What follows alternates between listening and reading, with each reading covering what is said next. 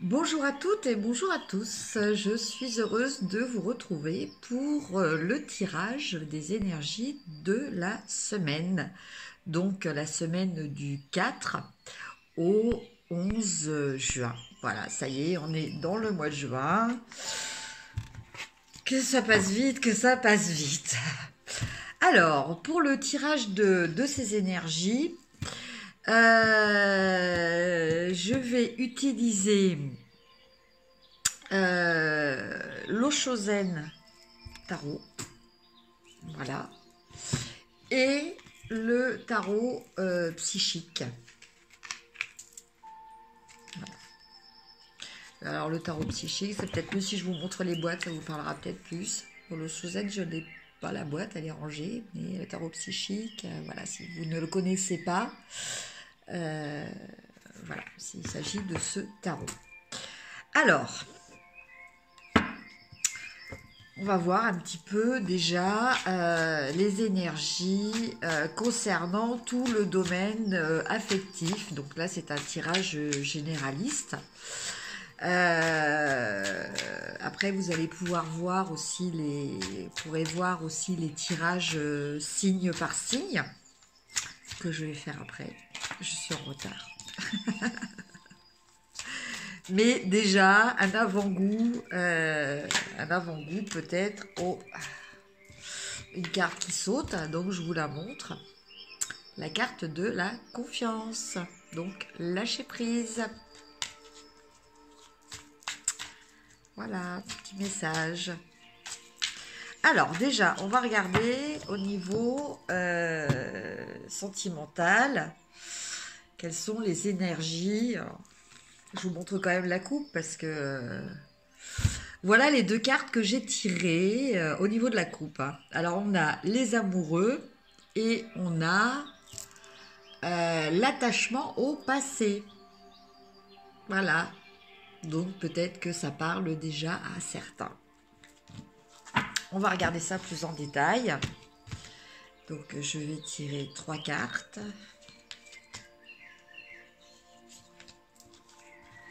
Alors, la première carte, c'est le fardeau. Donc, je pense que, effectivement, pour certaines personnes, par rapport à la carte qui a été tirée au niveau de la coupe de l'attachement au passé, je pense que oui, il y a certaines personnes qui continuent de porter des choses qu'elles ne devraient pas porter. Peut-être, alors là, ce que je ressens dans des relations, hein, plutôt sentimentales, amoureuses, je dirais. Peut-être certaines personnes ne sont plus non plus de relation vraiment avec leurs ex, mais continuent quand même d'être là pour eux. Voilà, parce qu'il y a des ex qui quelquefois ont du mal à se détacher enfin, de façon durable, quoi, en fait. Hein. Ils continuent toujours ils ne peuvent pas envisager la vie sans leur ex-partenaire. Alors, bon, il s'instaure une relation d'amitié quelque part. Mais bon, c'est vrai que ce type de relation peut être quand même dérangeant pour un nouveau partenaire qui arrive et constituer un fardeau. Donc aussi bien pour la personne qui le vit, parce qu'elle se retrouve prise en étau entre son ancienne relation et sa nouvelle relation. Donc voilà, et bon bah aussi pour le nouveau ou la nouvelle partenaire qui doit accepter hein, de faire des concessions et d'accepter qu'un ex ou une ex continuent de coexister dans leur vie, quoi, en fait. Donc, effectivement, dans tous les cas, cela constitue des fardeaux qu'il faut peut-être apprendre à... desquels il faut peut-être apprendre à se délester, quoi, en fait. Voilà. Après, nous avons la carte de la transformation. Donc la carte de la transformation, elle nous parle de quelque chose qui se termine pour quelque chose qui reprend. pour quelque chose de nouveau qui redémarre, hein, plutôt. C'est pas ça s'arrête et ça repart, hein, c'est pas ça, c'est quelque chose qui s'arrête. Donc ça correspond aussi à la carte de ce qu'on appelle dans le tarot, c'est la carte numéro 13, l'arcane sans nom ou l'arcane de la mort. Donc soit c'est la mort, donc ne vous affolez pas, hein, on ne parle pas de décès, hein. Soit c'est la mort d'une relation et le début d'une autre. Soit c'est plutôt une transformation dans le sens où vous allez complètement changer votre mode de comportement dans la relation. Voilà, donc je vous laisse interpréter selon votre situation particulière. Alors, la transformation, faut pas le voir que comme quelque chose de négatif. C'est toujours quelque chose de positif. Ça fait partie de la vie, ça fait partie de l'évolution. Voilà. Il y a des débuts, il y a des fins pour tout. Maintenant, il faut pas voir la fin comme quelque chose, comme une fatalité, comme quelque chose euh, qui, euh, qui vous coupe de la vie, parce que en fait, le cycle de la mort fait partie de la vie, quoi, de façon à part entière.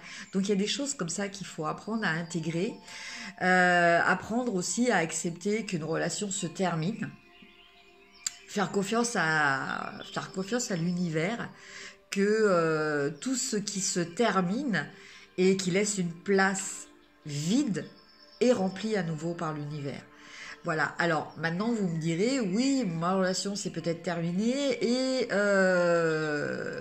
donc voilà, j'ai toujours rien qui a remplacé. Oui, alors dans ces cas-là, posez-vous la question, est-ce que c'est bien terminé?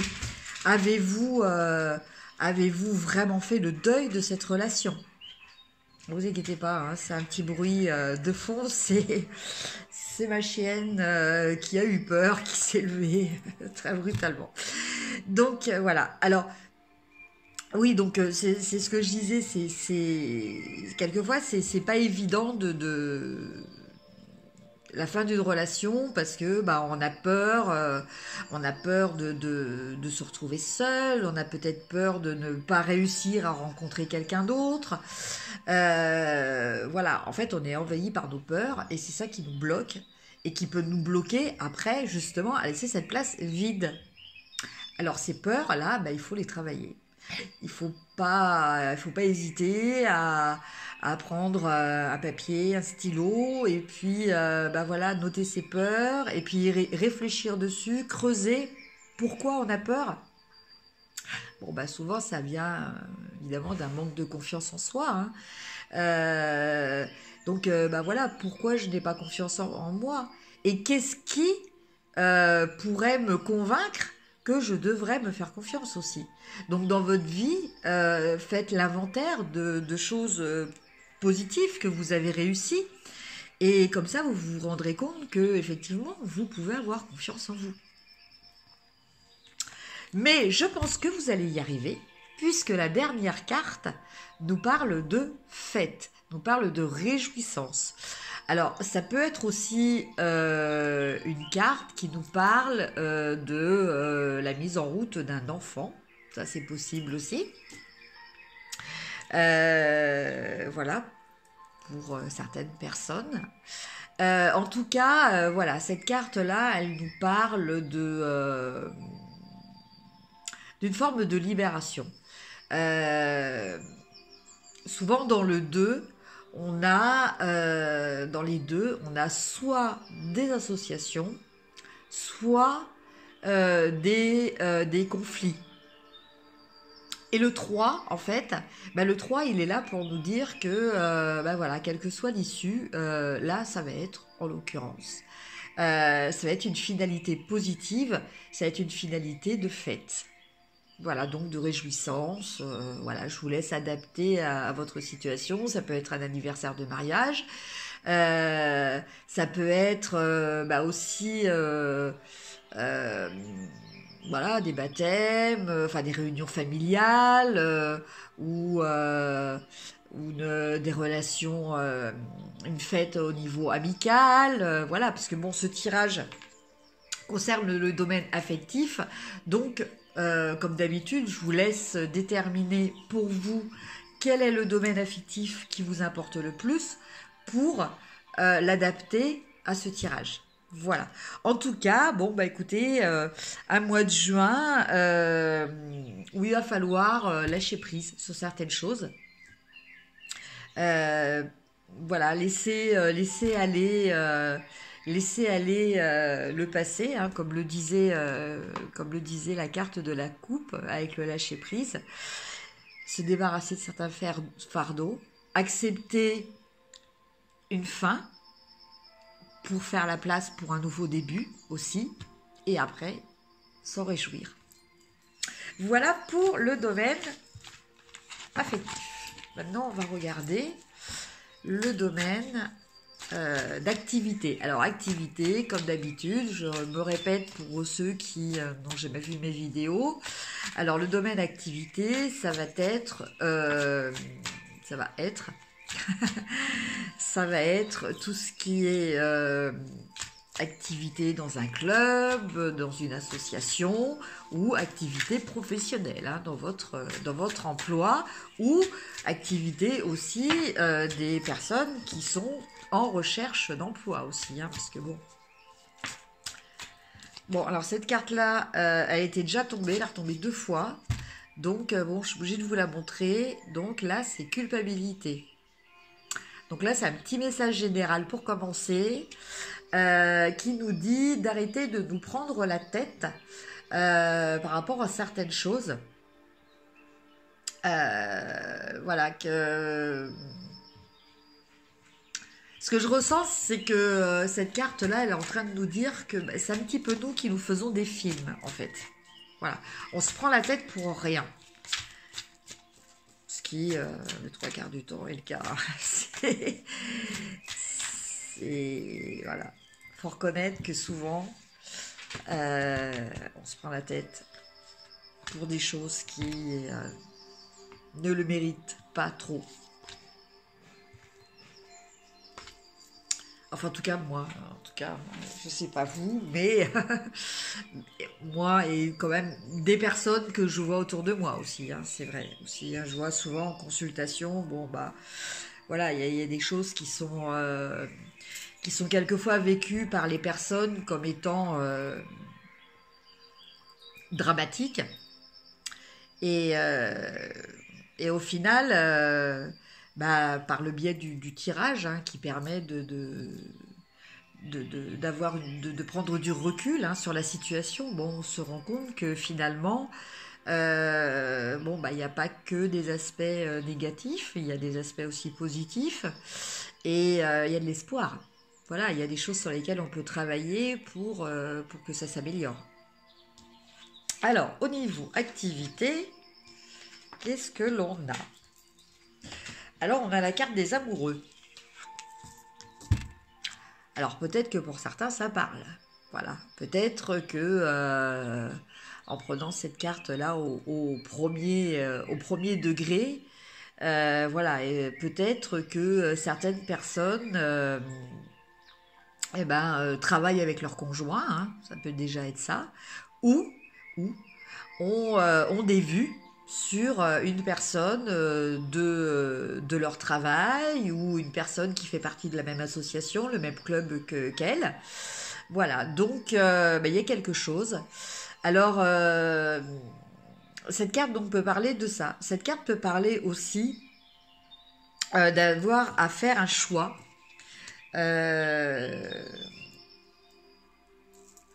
Un choix par rapport à une situation plutôt d'ordre, enfin qui remet en cause plutôt des notions de valeur, de valeur morale, voyez. Euh, c'est pas un choix à faire par rapport à des choses entre guillemets, hein, bassement matérielles. j'ai entre guillemets, parce que bon, le matériel fait partie aussi de notre vie de tous les jours, hein, donc c'est voilà. Mais donc là, en l'occurrence, avec la carte des amoureux, on me parle plutôt de faire un choix au niveau de sa conscience. Alors, c'est-à-dire, par exemple, dans le travail, donc c'est un exemple comme ça, hein. C'est pas un exemple qui est lié au tirage, hein, c'est un exemple pour vous dire le type de choix. C'est plutôt vous demander, bah voilà, est-ce que je m'épanouirais plus dans ce travail ou dans tel autre travail? Plutôt que de se dire, le bassement matériel, est-ce que je dois plutôt choisir celui-ci où je vais gagner plus ou celui-là où je vais gagner moins? Voilà. Donc là, on est plutôt dans la première version, c'est-à-dire réfléchir par rapport à des critères plutôt moraux, des critères plutôt affectifs, des critères de bien-être psychique. Voilà, on est plutôt dans ce registre-là. Ou, voilà, comme je disais tout à l'heure, il s'agit d'un potentiel amoureux que vous avez dans votre travail, votre association, votre club, voilà, et que vous ne le savez peut-être pas. Alors, la deuxième carte, c'est le mât. Alors le mât, ça nous parle de quoi? Le mât, ça nous parle de se jeter à l'eau. Alors peut-être qu'effectivement, vous avez quelqu'un en vue. Voilà, pour certaines personnes. Il y a quelqu'un de votre entourage pour lequel vous avez développé des sentiments. Et voilà, vous allez vous décider à vous jeter à l'eau, en fait, peut-être à lui déclarer vos sentiments. Voilà, vous allez faire le grand saut, hein, comme on dit, hein, et comme ça se voit sur la carte aussi, parce que là, il est bien parti. Hein. Voilà. Donc, voilà. Alors, bon, peut-être que cette carte parle à certains ou pas à d'autres. Après, par rapport à cette histoire de choix aussi, qui pouvait être le cas de cette carte des amoureux, qui peut être considérée aussi comme un choix, bah, peut-être que finalement, vous allez avoir du mal à trancher, à choisir, et vous allez choisir, entre guillemets, comme on dit, vous allez choisir au pif. Voilà. Vous savez pas lequel prendre, et vous êtes obligé d'en prendre un, donc vous prenez n'importe lequel, et vous y allez. Mais en tout cas, avec cette carte du mât, du fou, voilà, on a une idée de commencement, on a une idée d'avoir confiance en soi, voilà, confiance dans ses choix. Enfin, confiance, c'est même pas ses choix, parce qu'en fait, le fou, il se lance à l'aventure. Hein. Voilà. Il est confiant. La confiance, elle est en lui. C'est un état général qu'il a en lui. C'est pas relié à quelque chose de particulier.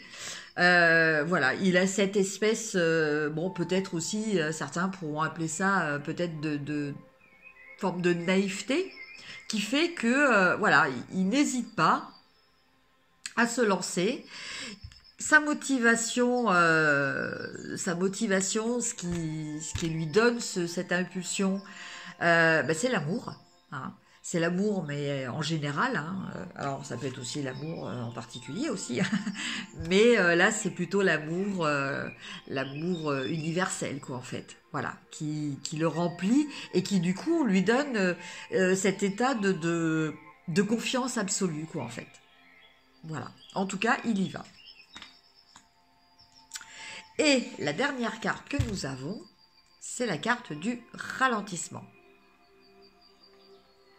Donc là, cette carte, elle nous parle de quoi?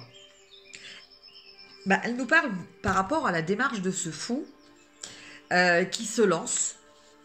Sa démarche va apporter quelque chose, mais elle va apporter quelque chose de façon très lente. Voilà. Le résultat va pas du tout être immédiat. Il va falloir être patient, mais comme le symbolise la tortue, hein, elle va tout doucement, mais elle arrive quand même à l'arrivée. Voilà, c'est ça qui compte, c'est le principal. Voilà, on a vraiment cette notion de temps. Donc du coup, bah, peut-être qu'il va falloir être patient par rapport à certaines choses. Voilà, parce que bon, bah, c'est vrai que quand on se lance dans quelque chose, on a envie de savoir, bah voilà, si on a eu raison ou pas, voilà, parce que sur le coup, on se lance, mais souvent après, on commence après à avoir un petit peu les doutes, de se dire est-ce que j'ai bien fait finalement. Et avec cette carte-là, j'aurais tendance à vous dire oui. Par contre, pour ce qui est de résultats concrets, euh, il va falloir attendre. Voilà. Mais vous vous dirigez vers l'objectif, vous allez atteindre l'objectif que vous souhaitez avec du temps. Voilà donc pour le tirage des activités voilà, professionnelles ou autres. Et pour finir, on va tirer une petite carte du tarot psychologique pour voir un petit peu par rapport à ce qui va se présenter à nous dans cette semaine, voilà, le conseil ou peut-être le défi, parce que quelquefois c'est une carte qui est plus dans le sens d'un défi ou d'un avertissement. Donc ça, je vous le dirai quand je vais la voir. Et cette carte est le chakra du troisième œil. Donc là, on n'est pas dans un défi, on n'est pas dans un avertissement, on est plutôt dans un conseil. Voilà, un conseil qui nous dit, avec cette carte du chakra du troisième œil, d'écouter notre intuition. Voilà. Donc je pense que c'est ressorti un petit peu à travers les cartes, notamment avec le fou. Hein. Le fou, il se lance, lui, il fait confiance à son intuition. Il fait, voilà, il n'est pas du tout dans le mental, il n'est pas du tout dans le calcul. Il y va. Et l'intuition, voilà, c'est ça, c'est d'écouter notre petite voix intérieure.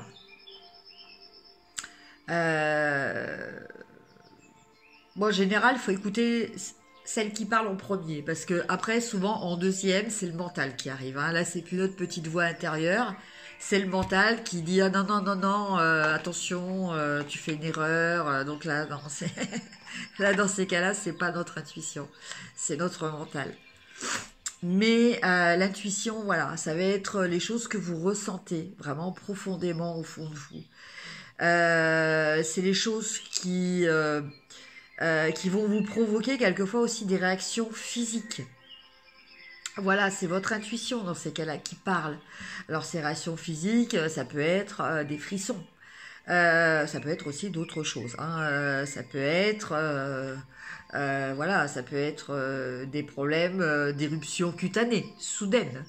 Ça peut être une douleur qui arrive sans raison quelque part.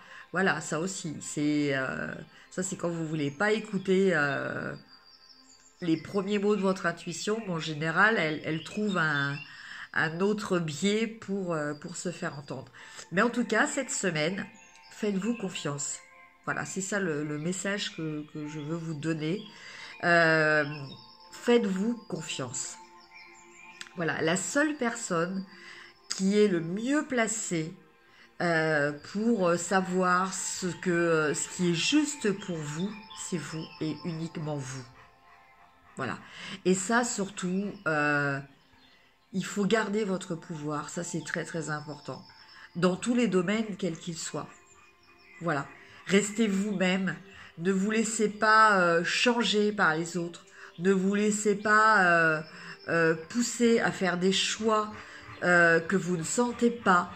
Ne vous sentez pas à accepter des choses pareilles que vous ne sentez pas.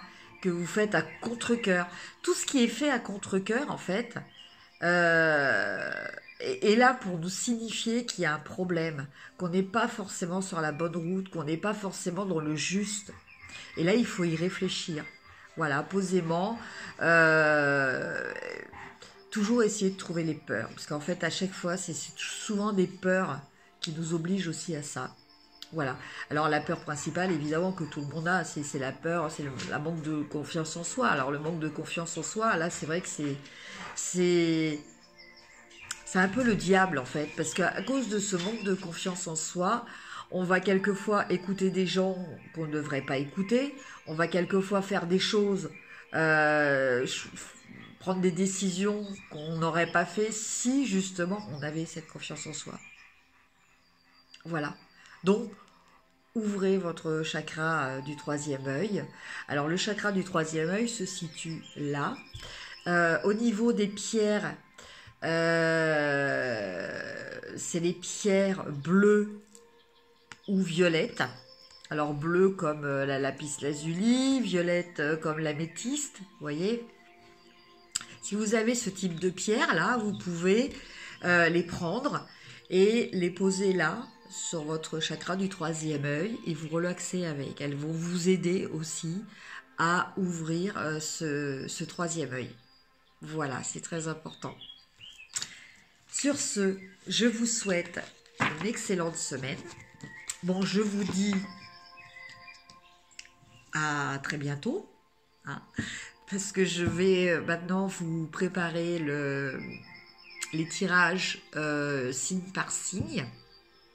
Voilà, n'hésitez pas à mettre un petit pouce, à vous abonner et si ce n'est fait, hein, à partager et à me mettre des commentaires, ça me fait toujours très très plaisir. En tout cas, je vous remercie beaucoup de me suivre. Je vous remercie aussi pour tous ceux qui me mettent des commentaires régulièrement, ça me fait toujours très très plaisir. Et je vous dis à très bientôt, je vous embrasse et au revoir.